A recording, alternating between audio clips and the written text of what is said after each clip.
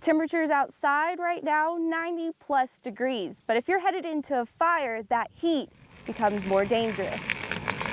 For years, water rights and worries over supply prevailed, leaving hopes of rain barrel collection evaporated until now. I'm about 5 feet tall, and this fence is about 3 times taller than I am and can help stop a rock that may weigh up to 100 tons or more. Spring runoff season is here, and that brings added danger. Notice there's still some storms forming off the Utah border as well. These will continue to make their way into western Colorado. Heat is going to continue. We are looking at nice sunshine, and the forecast, that's blistering heat, especially for country jams. Tomorrow with the heat, 77 degrees by 8 a.m. Reapply your sunscreen every 2 hours. It's about time for me to do that out here because I don't want to be looking like this grill right here behind me.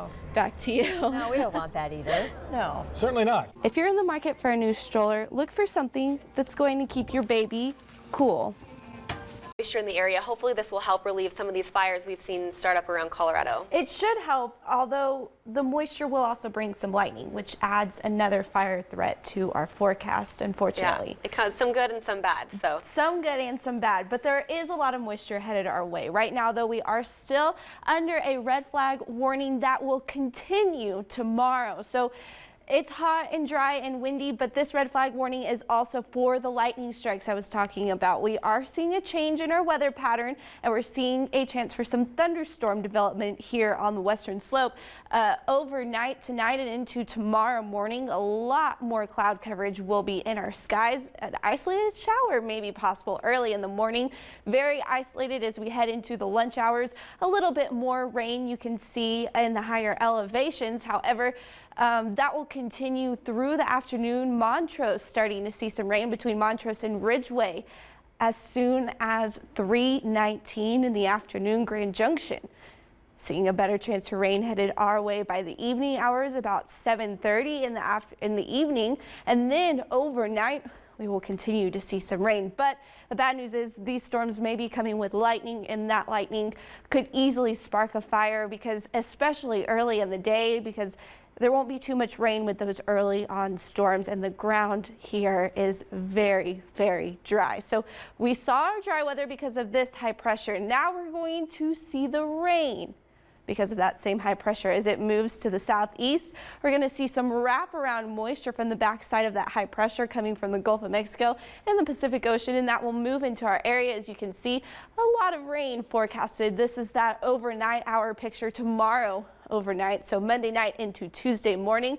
A lot of rain forming along the Utah-Colorado border. That's what we're looking at as far as tomorrow, but tonight we're looking at 77 degrees right now. Skies are clear, but we're starting to see some cloud coverage continue to build overnight. Pressure rising. Humidity is even a little bit better in Montrose, 24%. It's slowly climbing, feels like 77 degrees. Southeast wind at 7 miles per hour. So our winds aren't too strong right now, but they may increase tomorrow, especially with the chance of a thunderstorm headed our way. The outflow boundary could cause some very gusty winds.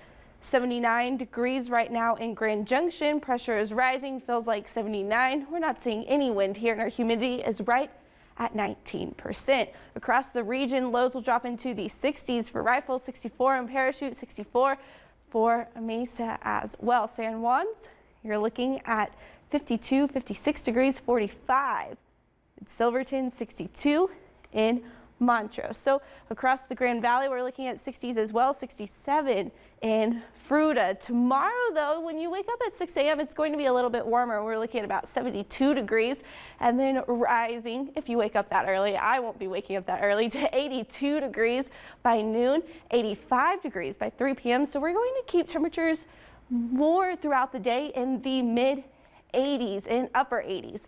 In fact, we're going to try to stay away from those 90s, but they're still possible. There's a few 90s on the map. You're seeing them in Quebec and in Palisade as well. Everyone else seeing about 88 degrees, 70s on the San Juan, 67 in Silverton, only 86 degrees in Montrose. For the Grand Valley, we're keeping it at 89 in Grand Junction, but Fruita and Mac, you could be reaching 91 degrees.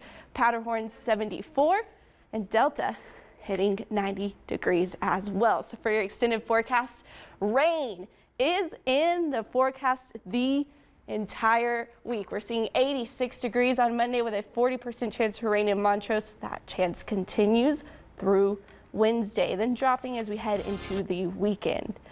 30% chance on Monday for Grand Junction to see some rain.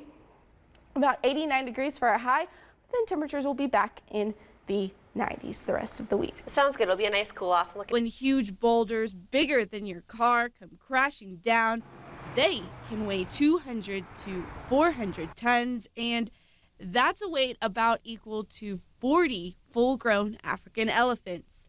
So needless to say, the removal is a bit more complicated. A rock like this weighs several tons coming down, and if it meets up with a motorist, bad things are going to happen. We're looking at 4 locations along this stretch here of I-70 to put some more permanent rockfall fencing. I'm about 5 feet tall, and this fence is about 3 times taller than I am and can help stop a rock that may weigh up to 100 tons or more. The CDOT Geohazards team has identified 750 active rockfall sites throughout the state, and they watch them day and night. The Colorado State Patrol works hand in hand with CDOT every day patrolling our roadways, looking for changing rock formations. What eyes can't see, CDOT is monitoring with lasers. This new technology will alert geologists of unusual rock movement, hopefully catching the rock before it tumbles onto the highway. They've been watching another canyon a little further west down I-70 toward Grand Junction. Tibet Canyon. About a week ago, we did have a rock that's directly behind me come down. It came down from the top of the rock face. It landed in the middle of the road, leaving about a 3 or 4 foot crater. The hole was quickly filled and truck was only minimally impacted. Nothing like the major slide in Glenwood last February that closed the interstate for days, in which cleanup and prevention work still continues. So motorists should be aware that there's going to be some traffic holds that are happening here in Glenwood Canyon. Bump in the road to ensure a future path that's a little less rocky.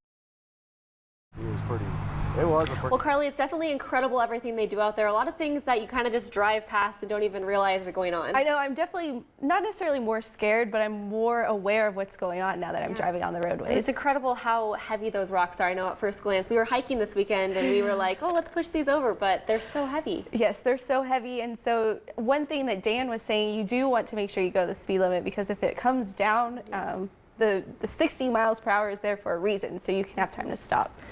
Rocks. They don't always magically fall into the perfect place on a trail. Bigger the better. I think there's enough of us so we can move some pretty big ones.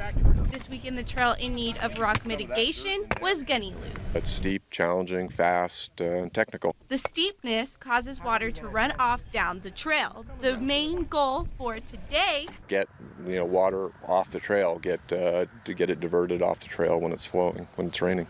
Gunny is an important trail. This trail in one form or another has been around for at least 25 years. 25 years of water carving deeper into the trail. We're trying to just raise the level of the trail so the water will shoot off the side. That is where all the rocks, pigmatics, and shovels come into play.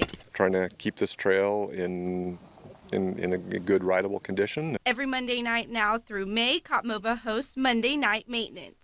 Just a short, small project to go in, do a quick couple hours and make a difference on a Monday night. Mountain biking is close to my heart, and want to support trail maintenance, trail building, and certainly COPMOBA.